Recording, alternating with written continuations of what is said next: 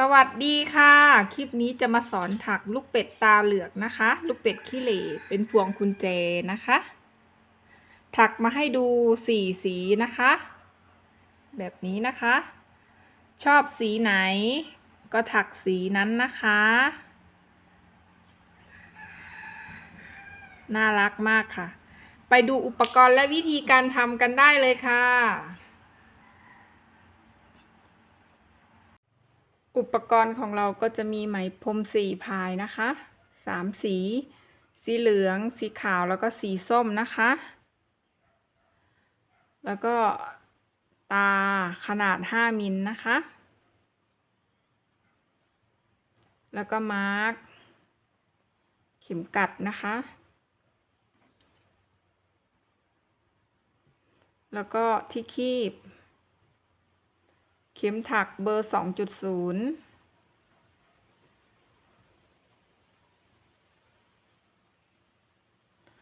แล้วก็เข็มเย็บค่ะตามด้วยกรรไกรแล้วก็ใยสังเคราะห์นะคะแล้วก็อันสุดท้ายปืนกาวนะคะไปดูวิธีการทำกันได้เลยค่ะเรามาเริ่มถักตัวปากตรงนี้นะคะตรงหัวนี้นะคะเริ่มจากไหมสีเหลืองเลยค่ะ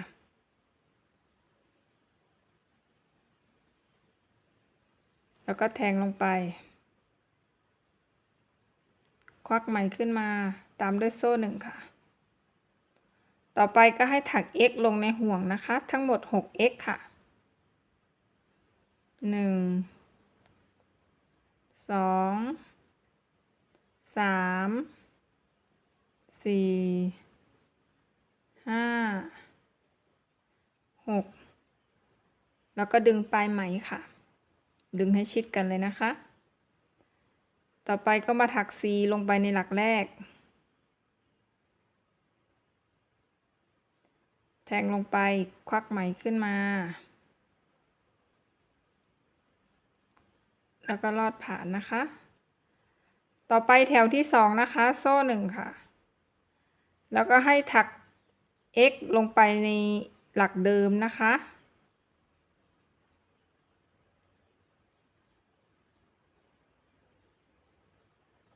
แล้วก็มาร์กไว้ค่ะมาร์ก x หลักแรกไว้ต่อไปก็ถัก x อีก1ครั้งค่ะลงในหลักเดิมนะคะ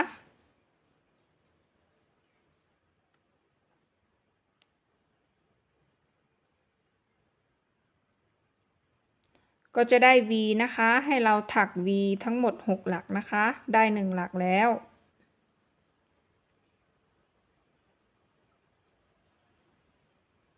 2หลัก3หลัก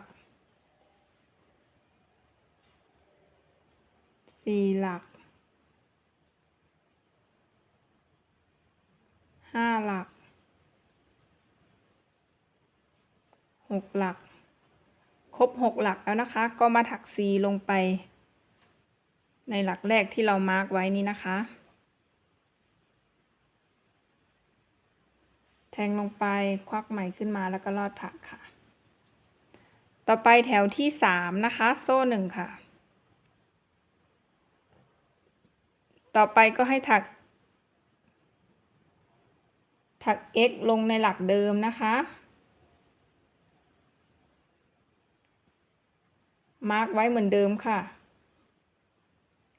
ตามด้วยถัก v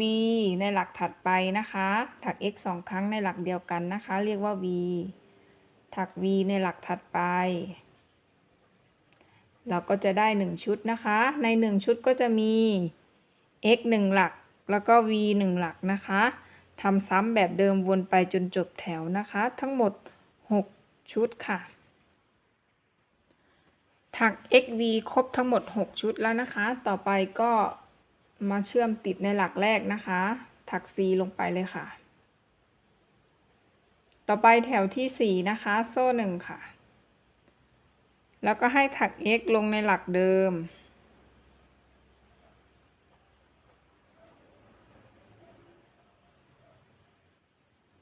ามด้วยมาร์กไว้เหมือนเดิมค่ะต่อไปก็ถัก V ในหลักถัดไปตามด้วยถัก x 1 หลักก็จะได้ x v แล้วก็ x นะคะได้1ชุดแล้วนะคะให้เราทำซ้ำจนจบแถวนะคะทั้งหมด6ชุดค่ะพอเราถักครบทั้งหมด6ชุดแล้วนะคะต่อไปก็มาเชื่อมติดกับหลักแรกนะคะโดยการถัก C ค่ะ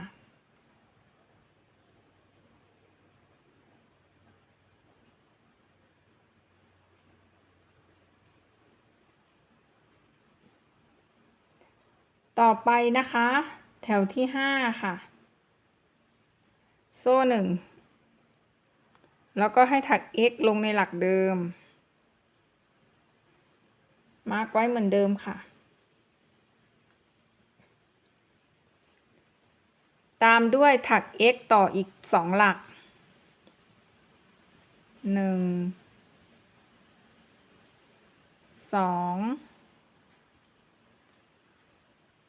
รวมกับหลักแรก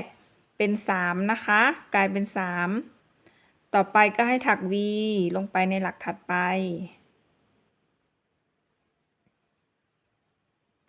ได้1ชุดแล้วนะคะใน1ชุดก็จะมี 3x นะคะแล้วก็ v ค่ะ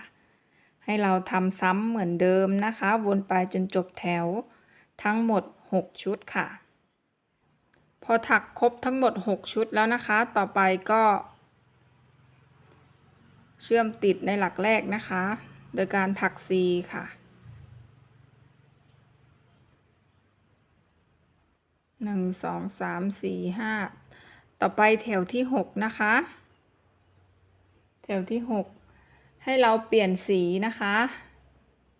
เอาสีส้มขึ้นมาค่ะ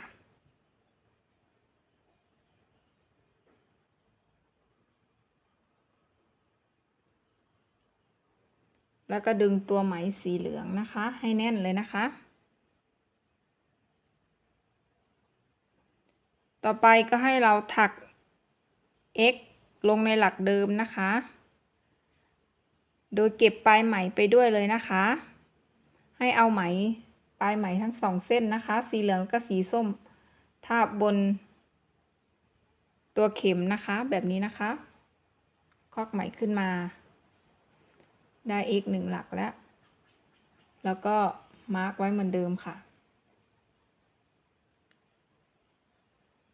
แล้วก็ให้ถัก x ต่ออีกถัก x ต่ออีก1หลัก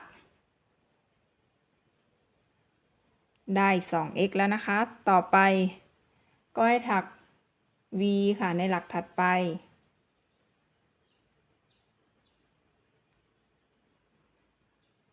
ตามด้วยถัก x อีก2หลัก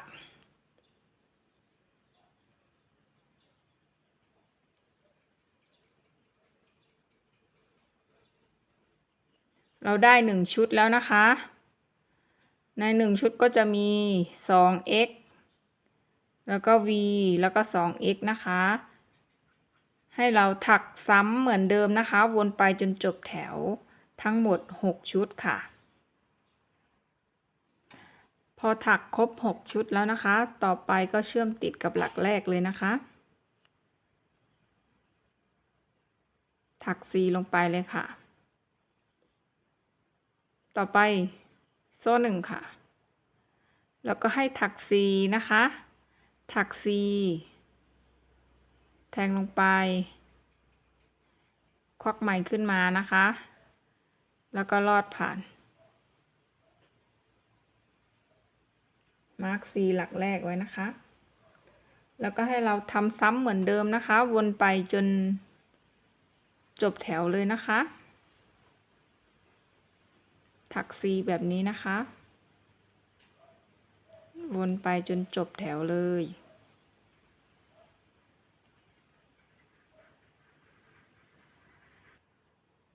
พอถัก C วนมาจนจบแถวแล้วนะคะต่อไปก็มาเชื่อมติดกับ C หลักแรกเลยนะคะ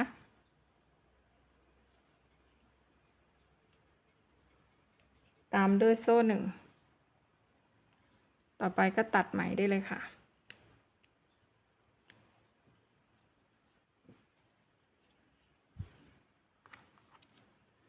แล้วก็เก็บปลายไหมให้เรียบร้อยเลยนะคะ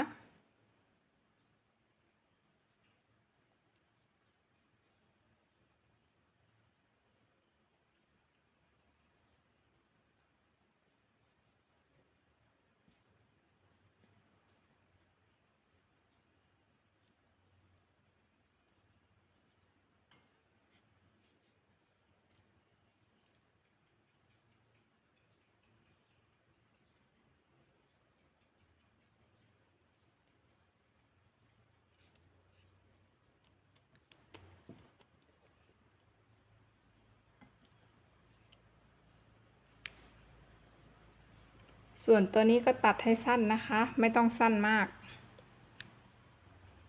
ประมาณนี้นะคะ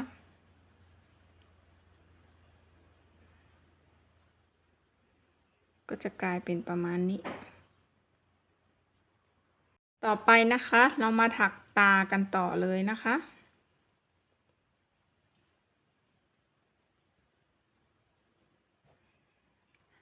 นำไหมสีเหลืองมาเหมือนเดิมค่ะแทงลงไปควักไหมขึ้นมาแล้วก็โซ่หนึ่งแล้วก็ให้ถัก x ลงในห่วงทั้งหมด 6x นะคะ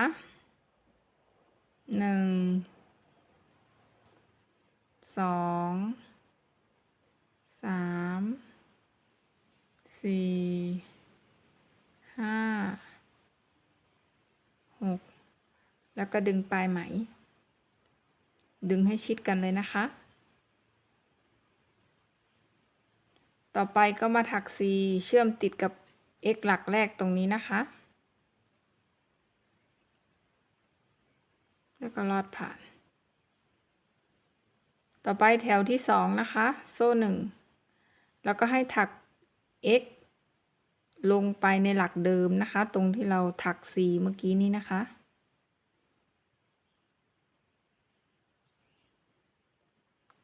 แล้วก็มาร์กไว้เหมือนเดิมค่ะ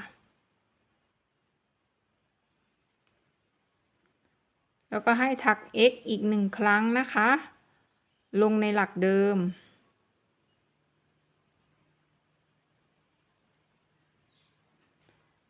ก็จะกลายเป็น V นะคะให้เราถัก V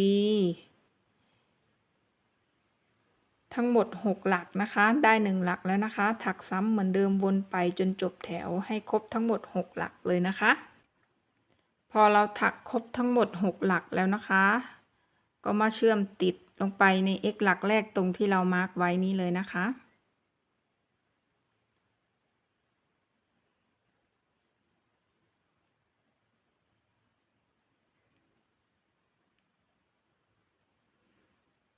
ต่อไปแถวที่3นะคะแถวที่3โซ่1ต่อไปให้เราถัก x นะคะทั้งหมด12หลักค่ะเราจะแทงเอาเฉพาะเส้นนอกนะคะ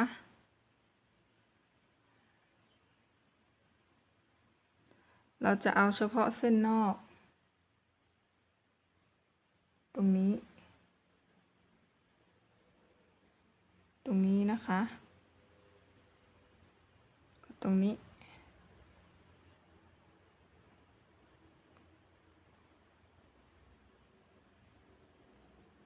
ถัก x ลงไป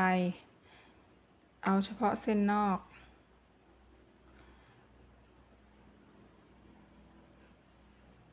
มาร์กไว้ก่อนค่ะแล้วก็ถัก x ต่อไปเลยนะคะทั้งหมด12x ค่ะเราจะแทงเอาเฉพาะเส้นนอกนะคะ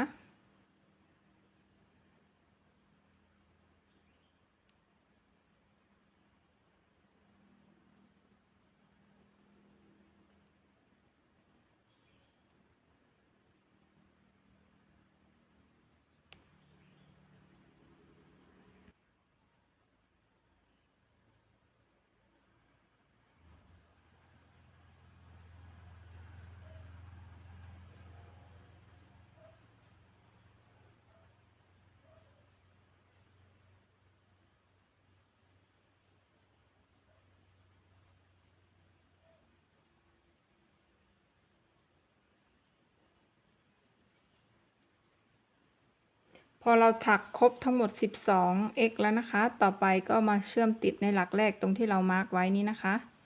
ถัก C ลงไปเลยค่ะ แล้วก็ลอดผ่าน ต่อไปตามด้วยโซ่1แล้วก็ตัดไหมได้เลยนะคะ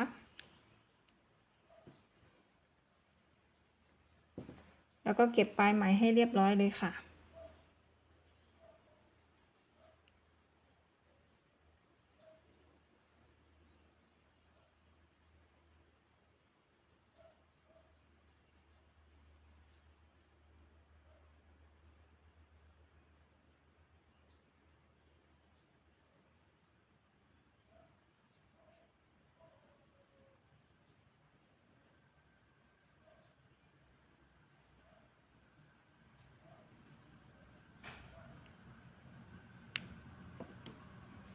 ต่อไปนะคะให้เรามาพลิ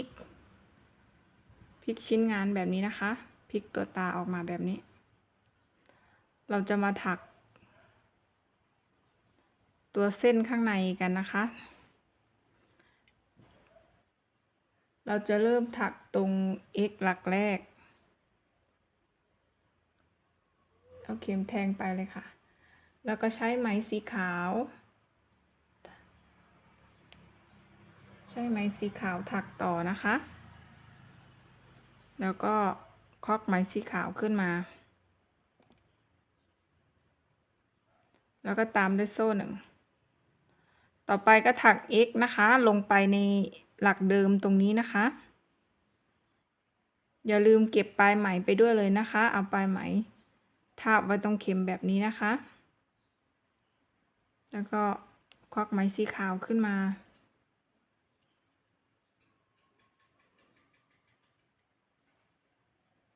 แล้วก็มาร์ก x หลักแรกไว้เหมือนเดิมค่ะ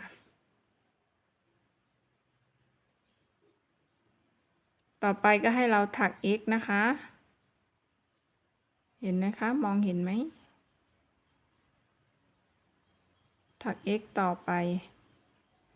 จนครบทั้งหมด 12x เลยนะคะ3 4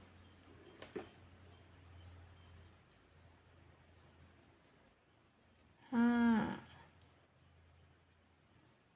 6 7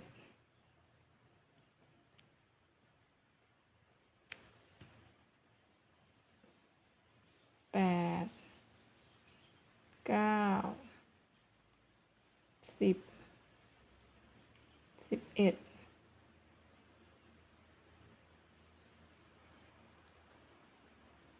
12ครบ12แล้วนะคะก็มาเชื่อมติดในหลักแรกค่ะถัก C ลงไปในหลักแรกเลยนะคะต่อไปโซ่2ค่ะตามด้วยถัก A นะคะเราจะถักเอาเฉพาะเส้นนอกนี้นะคะเอาเส้นนอกถัก A แทงได้1หลักแล้วนะคะแล้วก็อีก1หลักแบบนี้นะคะต่อไปก็พันหัวเข็มควักไหมผ่าน2เส้นต่อไปก็พันหัวเข็มแล้วก็ลอดผ่าน2เส้นแล้วก็มาร์ก A หลักแรกไว้ค่ะแล้วก็ให้เราทำถัก A นี้นะคะเราได้1หลักแล้วนะคะ A เราจะถัก A ทั้งหมด6หลักนะคะเอา2หลักรวบเข้าหากันกลายเป็น1หลักนะคะได้1แล้วนะคะ2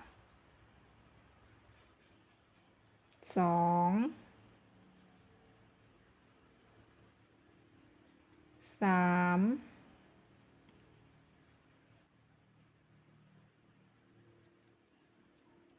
4 5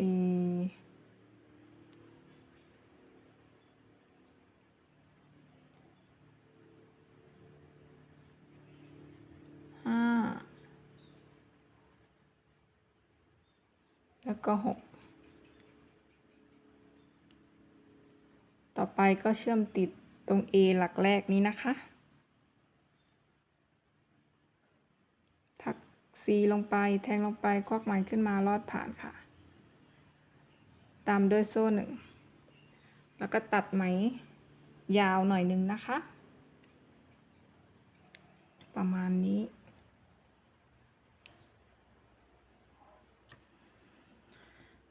ต่อไปก็ใช้ที่คีบนี่นะคะ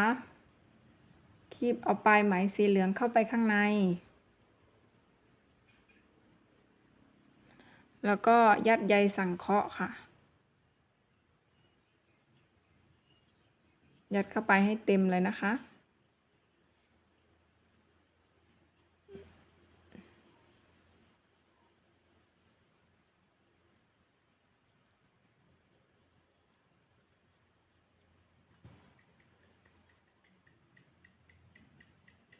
ต่อไปเราจะมาเย็บกันนะคะ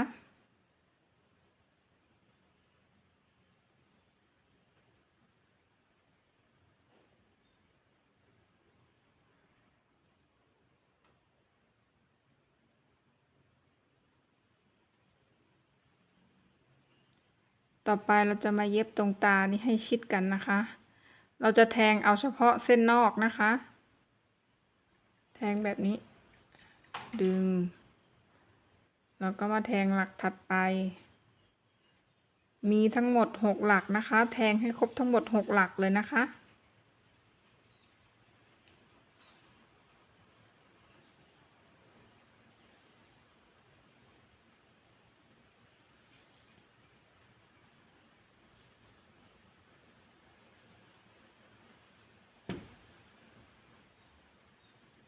ต่อไปก็ดึงค่ะดึงให้ชิดกันเลยนะคะ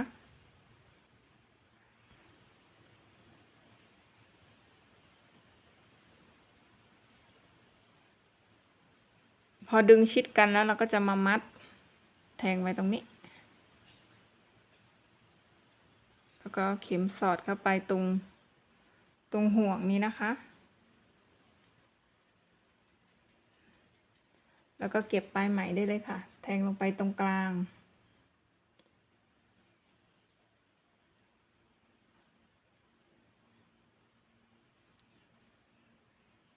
แล้วก็ตัดไหมได้เลยค่ะ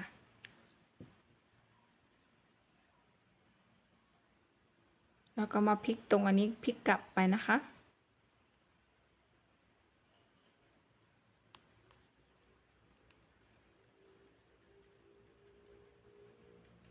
ก็จะได้ตาประมาณนี้ค่ะให้เราทำตาแบบนี้นะคะทั้งหมด2อันนะคะทำตาทั้งหมด2อันต่อไปก็ให้เรามาเย็บตานะคะทั้ง2ตานี้ติดกันนะคะเราจะเย็บเอาตรงหลักแรกตรงนี้แล้วก็เหลือปลายไหมไว้หน่อยนะคะแล้วก็มาเย็บติดอีกฝั่งหนึ่งตรงจุดเริ่มต้นนี้เลยนะคะ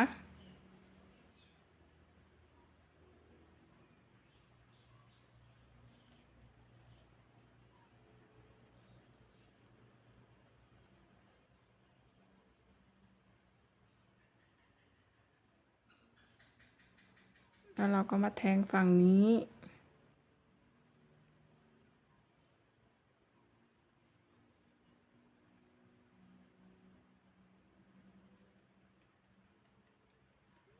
แล้วก็เปลี่ยนมาแทงอีกฝั่งนี้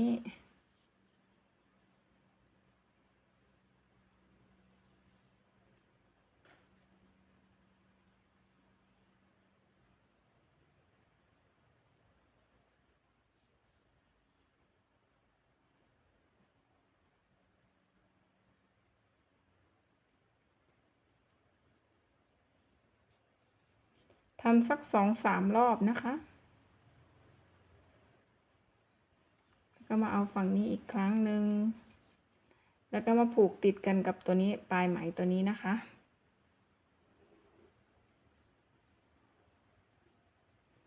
ผูกสัก2-3รอบพอผูกเสร็จก็เก็บปลายไหมได้เลยค่ะก็แทงเข้าไป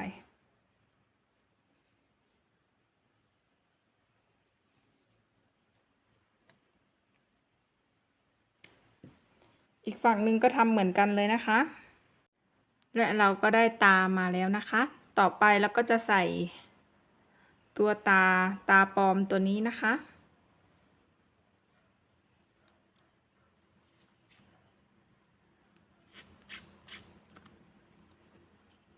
ให้เราทากาวตรงตาก่อนค่ะ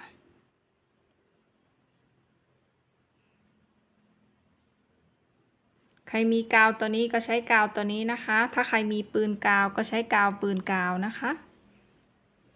เอาที่สะดวกเลยนะคะ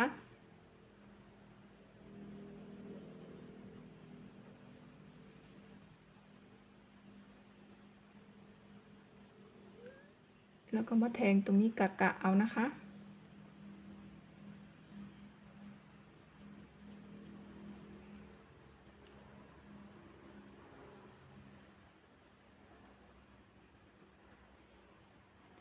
อีกข้างหนึ่งก็ทำเหมือนกันเลยค่ะ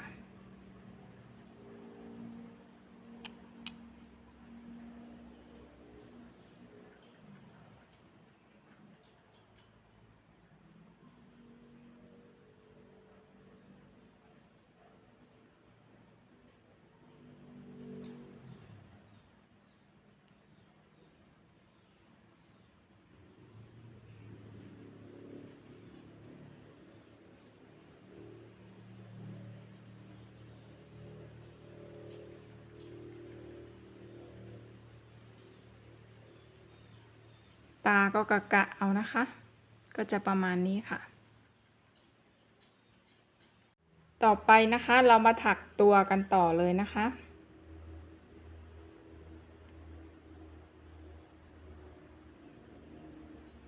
แล้วก็แทงลงไป ควักไหมขึ้นมาพันนกเข็มลอดผ่านได้โซ่หนึ่งแล้วนะคะ ต่อไปให้ถัก x ลงไปในห่วงทั้งหมด 6x ค่ะ1 2 3 4 5 6แล้วก็ดึงปลายไหมให้ชิดกันเลยนะคะ แล้วก็ให้มาเชื่อมติดกับ x หลักแรกนะคะ ถัก4ลงไปเลยค่ะ ต่อไปแถวที่2โซ่1ค่ะ แล้วก็ให้ถัก x ลงไปในหลักเดิม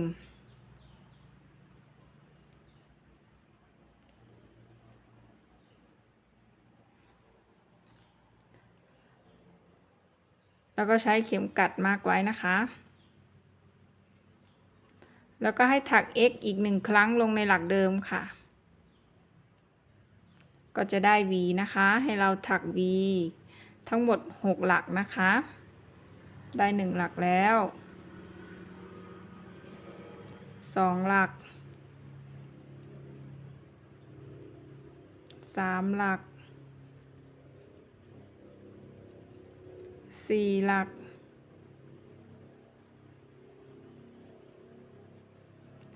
5หลักแล้วก็หลักสุดท้ายหลักที่6ต่อไปก็เชื่อมติดกับ x หลักแรกถัก4ลงไปตรงที่เรามาร์กไว้นะคะ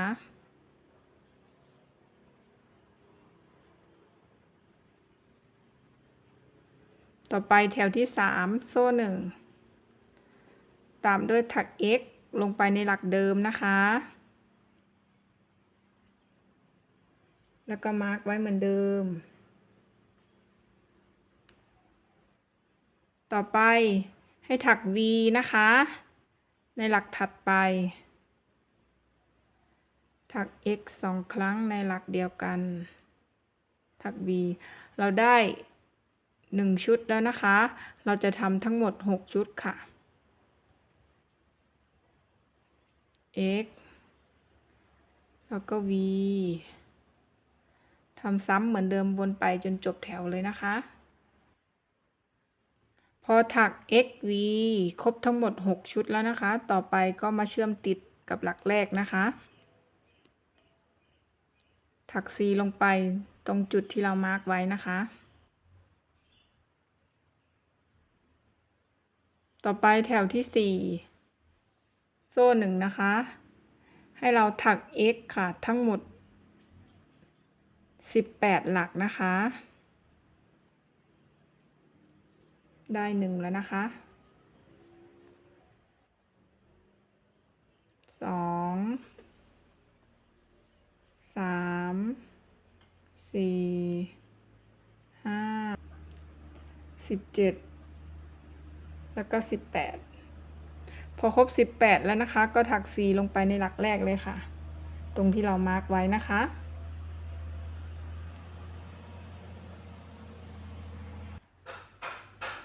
ต่อไปแถวที่5นะคะโซ่1ค่ะแล้วก็ให้ถัก x เหมือนเดิมนะคะวนไปจนจบแถวทั้งหมด18x นะคะ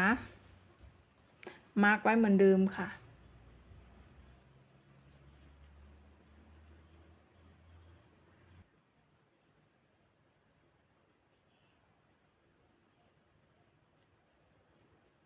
ถัก x วนไปจนจบแถวทั้งหมด18x เลยนะคะพอถัก x วนมาจนจบแถวแล้วนะคะก็ให้ถัก c ลงตรงหลักแรกที่เรามาร์กไว้นี้นะคะ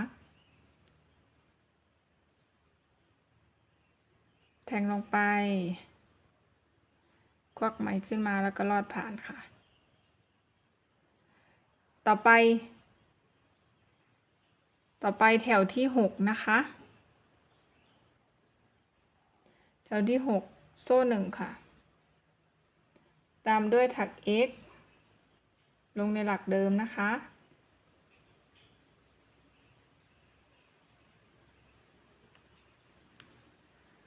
แล้วก็ถัก x ต่ออีก3หลักค่ะ2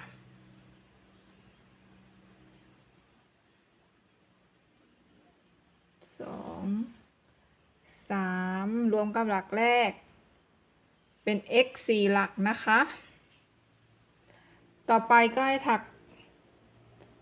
a ถักเอาเฉพาะหลักนอกนะคะแบบนี้นะคะพันนกเข็มแล้วก็ลอดผ่านพันนกเข็มแล้วก็ลอดผ่าน2เส้นได้ a 1แล้วนะคะให้เราทำซ้ำแบบเดิมนี่นะคะ 4x แล้วก็ a นะคะทั้งหมด3ชุดค่ะถัก 4x a ครบทั้งหมด3ชุดแล้วนะคะต่อไปก็มาเชื่อมติดกับหลักแรกนะคะโดยการถัก c ลงไป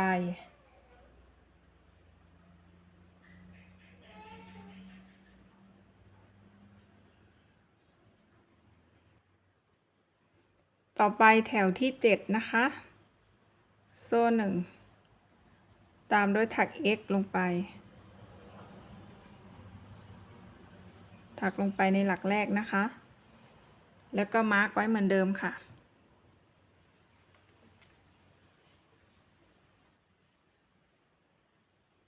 ตามด้วยถัก x ต่อนะคะถัก x วนไปจนจบแถวทั้งหมด 15x นะคะได้1แล้วนะคะ2 3 4 5 6 7 8 9 10 11 12 13 14 15ครบ15แล้วก็ถัก c เชื่อมติดกับหลักแรกเลยนะคะ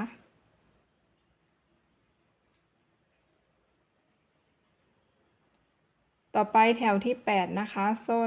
1ตามด้วยถัก x ค่ะลงไปในหลักเดิมถัก x ต่ออีก2หลักค่ะ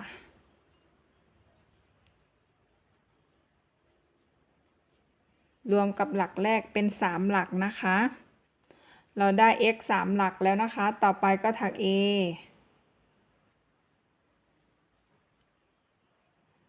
ได้1ชุดแล้วนะคะเราจะถัก 3x แล้วก็ a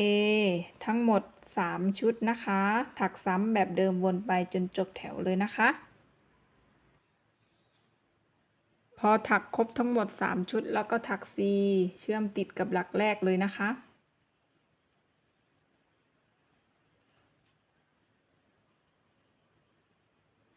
ต่อไปแถวที่9โซ่1ค่ะแล้วก็ถัก x ตามด้วยถัก x ลงในหลักเดิมนะคะ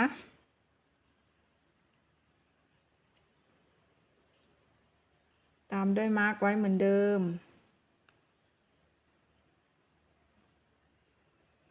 ให้เราถัก x นะคะวนไปจนจบแถวนะคะทั้งหมด12 x ค่ะ2 3 4 5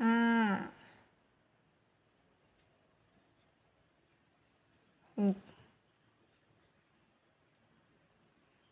7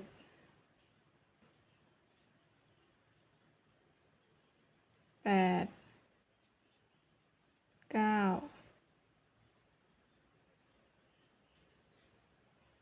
10 11 12พอครบ12แล้วนะคะก็เชื่อมติดในหลักแรกเลยนะคะถัก C เชื่อมติดกับหลักแรกเลยต่อไปนะคะให้ดึงมาแบบนี้แล้วก็ยัดใยสังเคราะห์ได้เลยนะคะยัดเข้าไปให้เต็มเลยนะคะ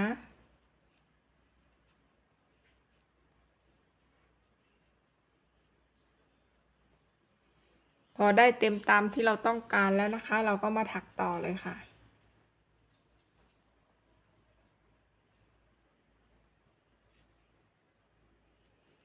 ต่อไปแถวที่10นะคะโซ่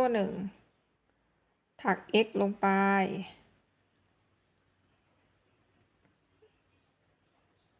ตามด้วยมาร์กไว้เหมือนเดิมค่ะแล้วก็ถัก x ต่ออีก1ครั้งลงในหลักถัดไปก็จะได้ 2x นะคะต่อไปตามด้วยถัก a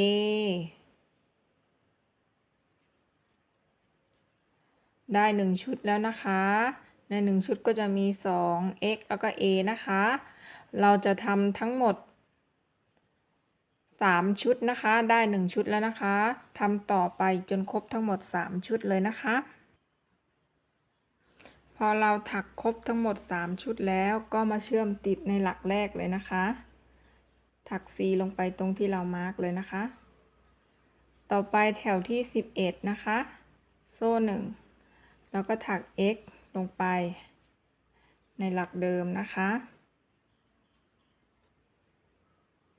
ต่อไปตามด้วยถัก a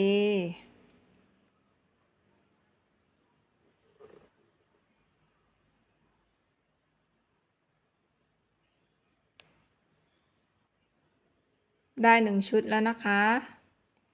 ก็จะมี x แล้วก็ a นะคะให้เราถัก x a ทั้งหมด3ชุดค่ะทำซ้ำแบบเดิมวนไปจนจบแถวเลยนะคะ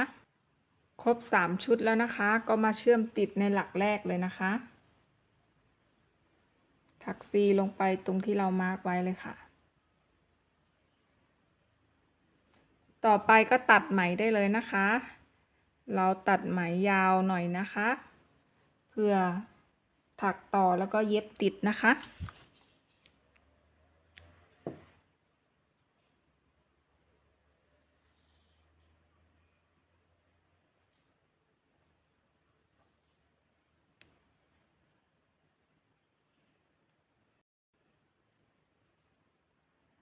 ต่อไปเรามาถักปีกกันต่อเลยนะคะ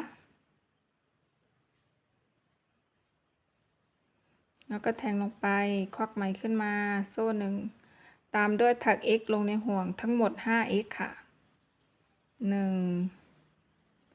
2 3 4 5แล้วก็ดึงปลายไหมค่ะตามด้วยถัก C เชื่อมติดกับหลักแรกนะคะ x หลักแรกต่อไปแถวที่2นะคะโซ่1ค่ะแล้วก็ถัก x ลงไป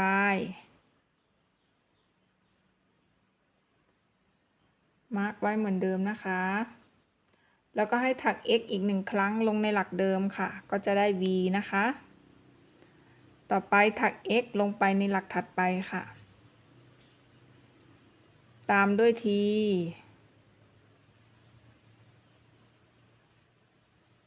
แล้วก็โซ่3ค่ะ1 2 3แล้วก็ให้มาถัก C ลงตรงนี้นะคะ แทงลงไปควักไหมขึ้นมาแล้วก็ลอดผ่าน ตามด้วยถัก T ลงในหลักเดิม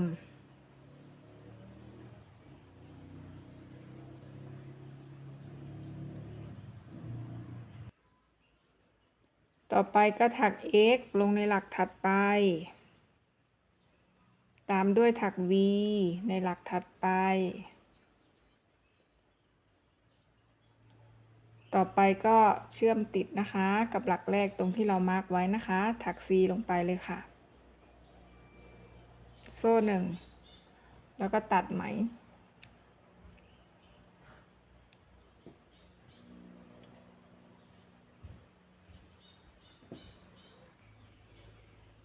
แล้วก็เก็บปลายไหมให้เรียบร้อยเลยนะคะ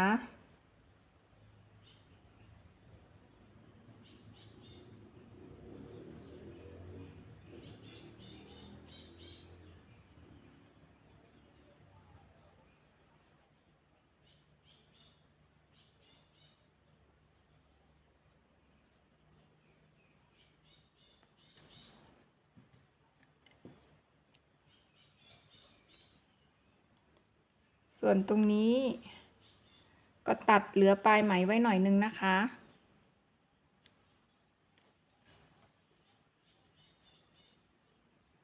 พอเราทากาวแล้วมันก็จะไม่หลุดหรอกค่ะ ตรงนี้นะคะ เราจะทำปีกนะคะทั้งหมด2อันนะคะ พอเราได้ปีกแล้วเราก็จะมาถักขาต่อเลยนะคะ ให้เราเอาตัวที่ว่าจุดเริ่มต้นนี้ไว้ข้างหลังนะคะแล้วก็จะเอาตรงนี้ออกมาข้างหน้า เราจะกะเอาประมาณนี้นะคะ ขาประมาณ2ข้างตรงนี้นะคะ ให้เราถักขาตรงแถวที่1 2 3แถวที่3นะคะ1 2 3ตรงนี้ขาแรกเราจะอยู่ตรงนี้นะคะ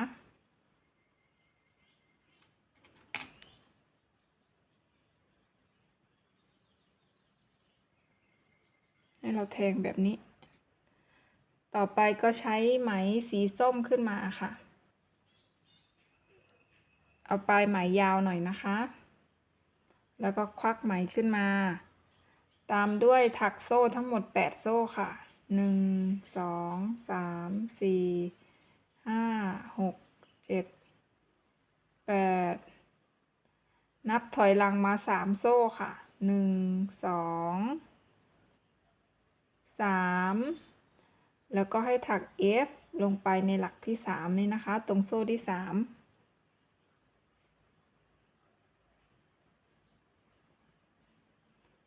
ตามด้วยโซ่3ค่ะ1 2 3แล้วก็มาถัก C ลงตรงนี้นะคะ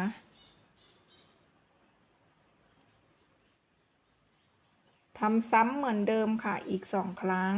ลงในหลักเดิมนะคะ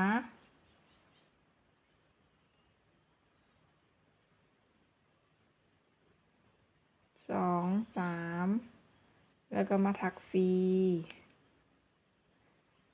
ถัก F อีกครั้งลงในหลักเดิมตามด้วยโซ่3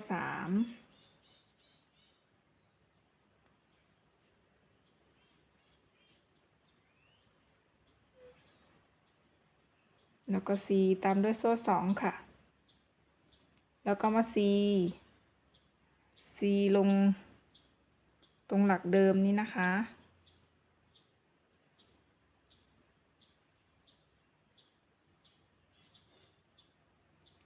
ต่อไปก็ให้ถัก C นะคะขึ้นมาตรงโซ่เนี่ยทั้งหมด5 C ค่ะทั้งหมด5หลัก1 2 3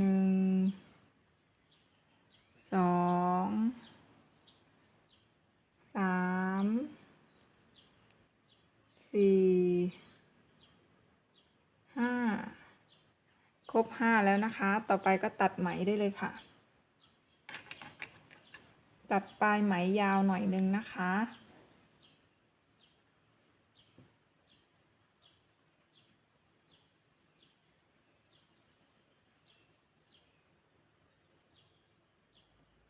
แล้วก็ใช้ไหมปลายไหมทั้งสองฝั่งนะคะ มัดติดกันเลยนะคะ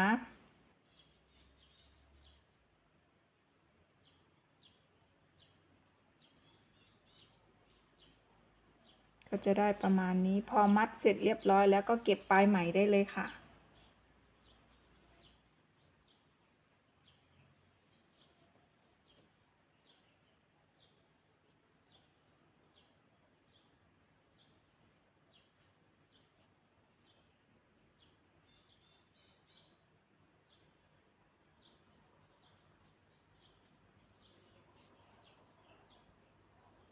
แทงลงไปตรงหลักเดิมนะคะ ตรงรูเดิมนะคะ ตรงนี้ก็แทงลงไปอีกครั้งตรงรูเดิม แล้วก็ตัดไหมได้เลยค่ะ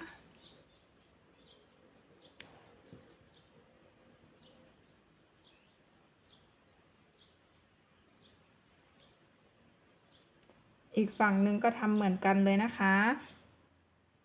เก็บปลายไหมเสร็จเรียบร้อยแล้วนะคะ เราก็จะได้ขาหนึ่งข้างแล้วนะคะ ต่อไปขาข้างที่สองนะคะ เราก็ทำเหมือนเดิมกับขาข้างนี้นะคะ เราจะถักขาข้างที่สองห่างจากขาข้างแรกนะคะ ทั้งหมด8หลักนะคะ ก็จะนับตรงนี้1 2 3 4 5 6 7 8แล้วก็จะถักเอาตรงนี้แบบนี้นะคะ แทงตรงหลักที่8แทงแบบนี้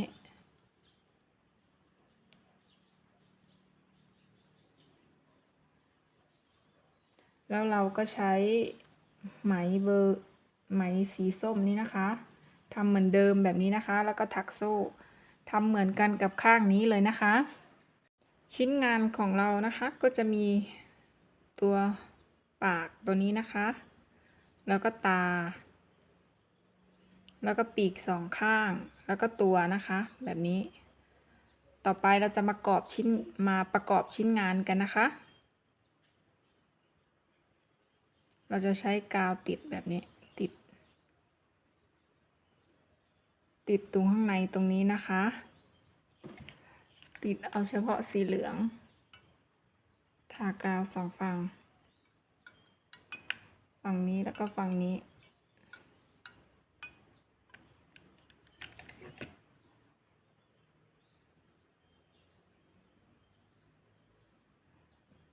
แล้วก็กดลงแบบนี้นะคะ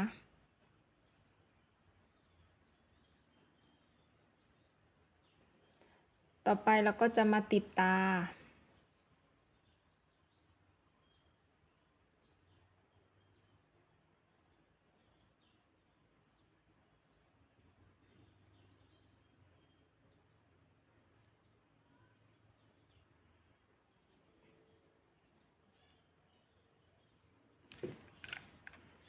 แล้วก็ทากาวตรงตานี่เลยนะคะ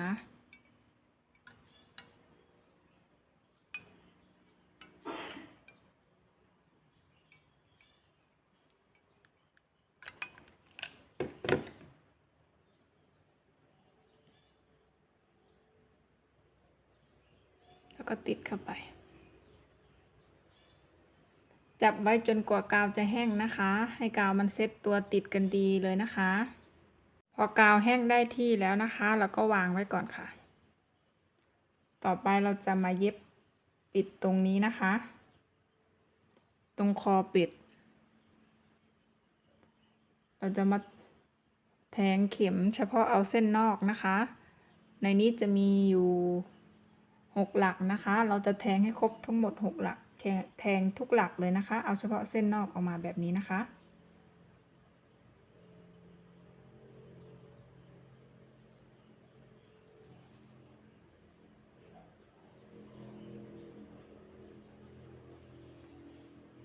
ต่อไปก็ดึงค่ะ คอก็จะเล็กลง ต่อไปก็ใช้เข็มนะคะ แทงลงไป ตรง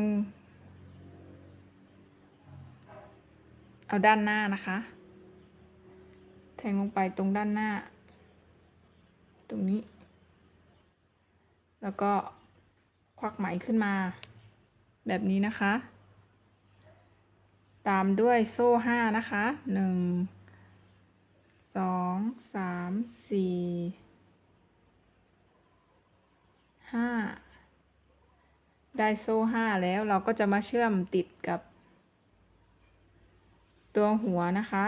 เราจะเชื่อมติดตรงแถวที่3นะคะ1 2 3ตรงนี้เราจะแทงไปแบบนี้นะคะ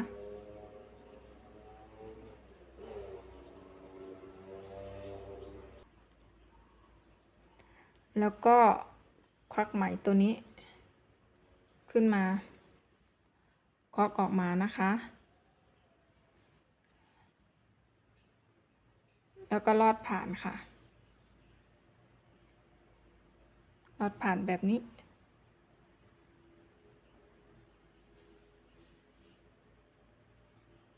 ต่อไปแล้วก็ถัก C นะคะถัก C วนกลับมานะคะทั้งหมด4หลักนะคะ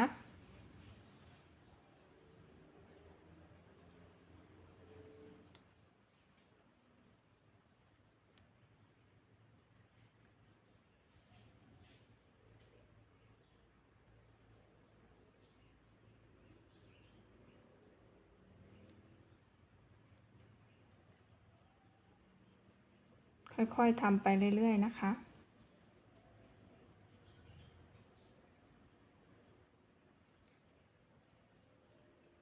ครบ4แล้วนะคะต่อไปก็ดึงปลายไหมออกมาเลยค่ะ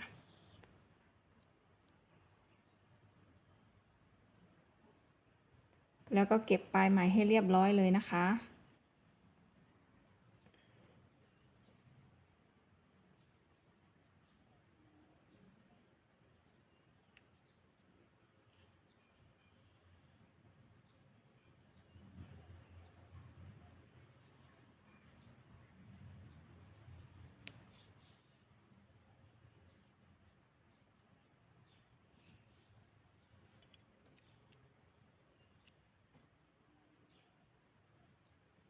เราก็จะได้ตัวกับหัวแล้วนะคะต่อไปเราจะมาติดปีกต่อเลยนะคะเราจะใช้กาวทาตรงกลาง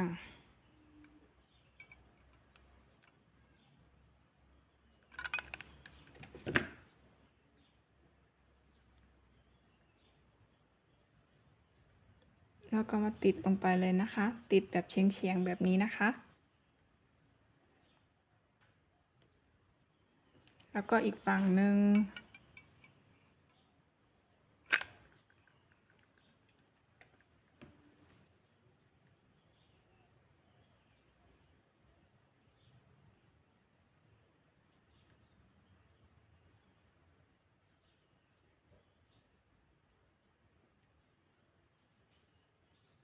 แล้วก็เสร็จเรียบร้อยนะคะ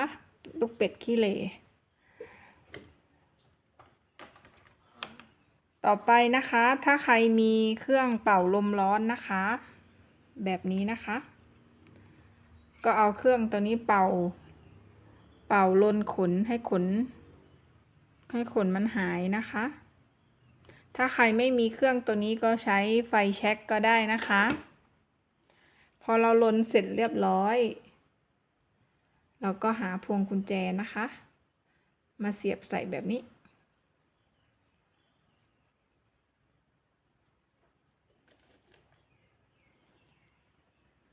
สีดำก็สวยไปอีกอย่างนะคะลูกเป็ดพวงกุญแจลูกเป็ดขี้เหร่นะคะของเราก็เสร็จเรียบร้อยนะคะและสุดท้ายนี้ก็ขอฝากกดติดตามกดไลค์กดแชร์เป็นกำลังใจให้ด้วยนะคะสุดท้ายนี้ก็ขอจบคลิปลงเพียงเท่านี้นะคะสวัสดีค่ะ